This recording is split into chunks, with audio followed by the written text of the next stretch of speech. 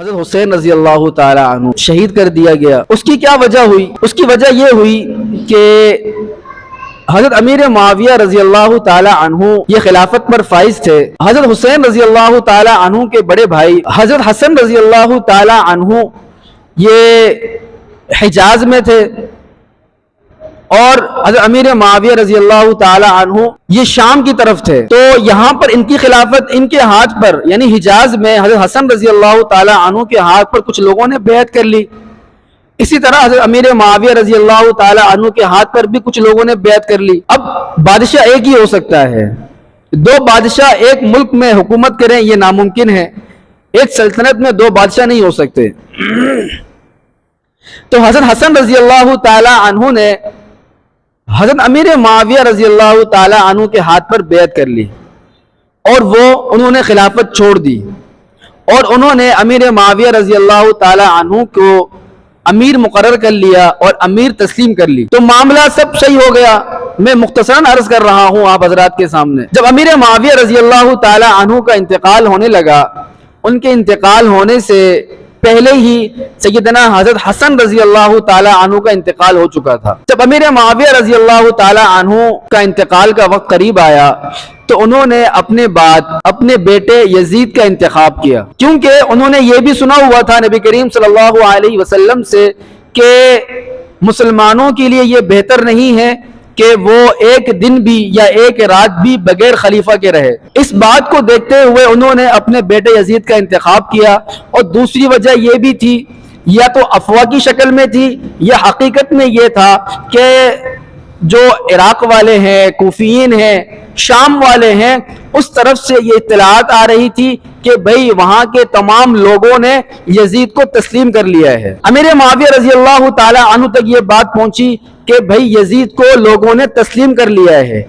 اب یہ نہیں پتا کہ آیا یہ حقیقت ہے یا افواہ تھی. یہ ظاہر سی بات ہے، شیطان تو ہر جگہ میں ہوتے ہیں، منافق ہر جگہ میں ہوتے ہیں. اب سوشل میڈیا کا زمانہ تھا نہیں کہ پتہ کرتے فون کر یا ووٹ لے لیتے، کچھ بھی کر لیتے، وہ تو تھا ہی نہیں.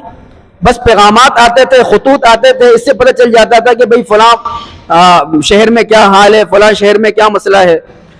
تو اس طرف سے جہاں پر امیر معاویہ رضی اللہ تعالی عنہ تھے وہاں سے یہ اطلاعات آئی اور کافی ساری اطلاعات آئی کہ وہاں کے لوگوں نے یزید کو تسلیم کر لیا ہے. چند لوگ تھے جنہوں نے مخالفت کی. ان چند لوگوں میں بڑے بڑے صاحب تھے. عبداللہ ابن عباس تھے، عبداللہ ابن عمر تھے، عبداللہ ابن زبیر تھے، عبد الرحمن بن ابو بکر تھے. یہ سارے بڑے لوگ جو مدینہ منورہ میں تھے یا مکہ مکرمہ میں تھے، حجاز میں تھے، انہوں نے مخالفت کی. تو امیر معاویہ رضی اللہ تعالی عنہ ان کے پاس تشریف لائے اور ان سے یہ کہا کہ دیکھو یزید کو تو لوگوں نے تسلیم کر لیا ہے، تو اب آپ چند لوگ ہیں، آپ کی تعداد کم ہے، جو اتنے لوگوں نے یزید کی بیعت کر لی ہے، یزید کو تسلیم کر لیا ہے، تو اب ان کی بیعت کو توڑنا یہ انتشار کرنا ہو جائے گا. تو بہرحال ان سے بات نہیں بنی. انہوں نے پھر بھی اتفاق نہیں کیا کہ ہم یزید کو تسلیم نہیں کریں گے. چونکہ جمع غفیر تھا، لوگوں کی ایک بڑی تعداد تھی، لوگوں نے کہا کہ ہم نے تسلیم کر لیا ہے. اسی بنیاد پر، اور یہ فیصلہ ہوا بھی نہیں تھا کوئی، یہاں پہ اختلاف تھا، یہاں کے لوگوں نے اتفاق نہیں کیا، وہاں کے لوگوں نے اتفاق کر لیا تھا. اسی دوران امیر معاویہ رضی اللہ تعالی عنہ بھی دنیا سے چل بسے. جب وہ دنیا سے چل بسے تو ان کے بعد ان کے بیٹے یزید آ گئے. اب جب یزید آئے تو پھر وہاں کے لوگوں نے، بصرہ اور شام کے لوگوں نے خطوط لکھے، حضرت حسین رضی اللہ تعالی عنہ کو خطوط لکھیں کہ آپ ہمارے پاس آ جائیں، ہم آپ کو تسلیم کریں گے، ہم یزید کی مخالفت کر دیں گے، یہ وہ بہت ساری باتیں لکھی. تو اس کو دیکھتے ہوئے حضرت حسین رضی اللہ تعالی عنہ نے ارادہ کر لیا کہ میں وہاں چلا جاؤں گا، کوفہ اور شام میں چلا جاؤں گا.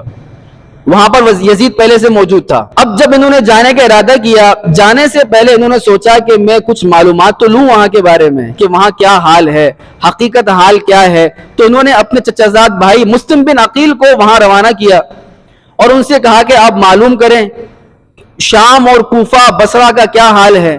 لوگ جیسے کہہ رہے ہیں کہ میری بیعت کر لیں گے، میری خلافت تسلیم کر لیں گے، یہ حقیقت ہے یا ویسی باتیں ہیں؟ اور حقیقت میں یہ دھوکہ تھا، کوئی ان کی بیعت کرنے کو تسلیم تیار نہیں تھا، یہ دھوکہ تھا۔ اس سے پتہ چلتا ہے کہ جب مسلم بن عقیل یہاں سے روانہ ہوئے، کوفہ اور شام میں گئے، تو وہاں جا کر پہلے تو انہوں نے بیعت کی، اعلان کیا، 18,000 لوگوں نے ان کے ہاتھ پر بیعت کر لی۔ 18,000 لوگوں نے، یعنی کہ حضرت حسین رضی اللہ تعالی عنہ کے ہاتھ پر بیعت کر لی کہ ہم ان کو امیر مقرر کر لیں گے، ہم ان کو امیر تسلیم کر لیں گے۔ لیکن ظاہر سی بات ہے وہاں کا جو گورنر تھا اس کو تو پسند نہیں تھا، اسے تو برداشت نہیں کرنا تھا۔ اس نے پھر مسلم بن عقیل کو گرفتار کرنے کی سازش کی۔ جب مشکل وقت آن پڑی، مسلم بن عقیل کو مقابلہ کرنا تھا، اب اس گورنر سے، وہاں کے جو حکمران تھے، حکومت تھی، ان سے مقابلہ کرنا تھا۔ مقابلے کا وقت جب قریب آیا، ان 18,000 میں سے کوئی بھی نہیں رہا ساتھ، مسلم بن عقیل بیچارے اکیلے رہ گئے۔ اب وہ گلیوں میں، شہر میں ویسی چکر لگا رہے ہیں، بیچارے تنہا، کوئی ساتھ دینے والا نہیں۔ وہ پھر گرفتار ہوئے، وہ پکڑے گئے۔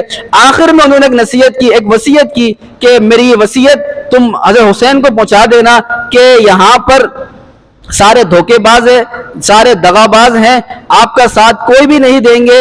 18,000 لوگوں نے اگرچہ آپ کے ہاتھ پر بیعت کی ہے، لیکن جب مشکل وقت آن پڑی ہے، جب مشکل وقت آیا ہے تو یہاں پر میرے ساتھ کوئی بھی نہیں ہے، تو اس لیے خدا را آپ یہاں پر نہ آئے۔